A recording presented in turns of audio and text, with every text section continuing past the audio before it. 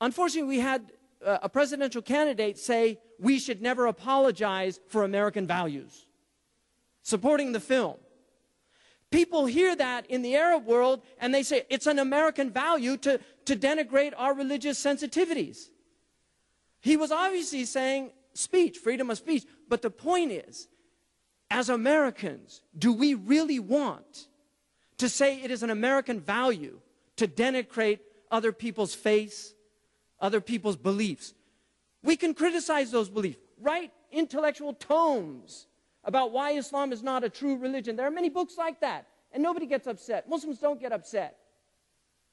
You can write all you want of why you don't think the Prophet Muhammad is a prophet, but to mock, to denigrate, to make fun of somebody who's dearer to the hearts of the Muslims, and this includes Jesus. The Muslims feel the same way about Jesus, or about Moses, about any of these prophets.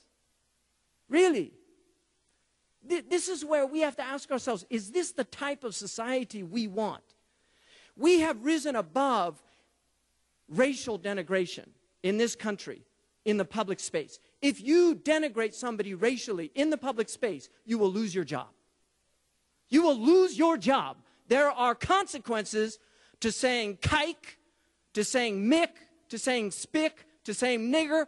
All of these things have consequences. Why? Because we recognize that people have sensitivities. If you go down to East Oakland right now, if you go down to East Oakland right now and you shout the N-word as a white man in East Oakland and somebody comes and stabs you, is anybody going to be surprised?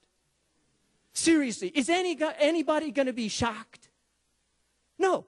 But what the problem is, we don't recognize that for believers, when you die, you lose your racial identity. But when you die, you maintain your religious identity. This is how the Muslims understand it. Now, I'm not going to justify anything the Muslims did in their reactions. I'm not going to justify that. The Prophet Muhammad never,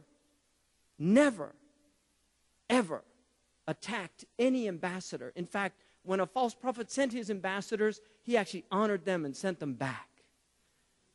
He never denigrated ambassadors. In the ancient world, it was a declaration of war to kill an ambassador. This is a wretched thing that happened. But a small minority of people, and let me remind you that there were Libyans who died defending that embassy, trying to keep the Americans safe. And they are recorded. There are recordings of them saying, protect them. Make sure they're inside. And they lost their lives. And they would see that as a martyrdom in their faith. Just like Amir Abdul Qadir al-Jazairi defended the Christians and the French legation in Syria against the riots in which they were attacking Christians. He went out and defended them. The French sang his praises. Even though they had conquered his country and driven him out of his own country, he defended them in Damascus. He was honored in this country. Kadar, Ohio is named after, Iowa is named after him because he was honored as a noble human being. This is our prophet. This is how we see our prophet.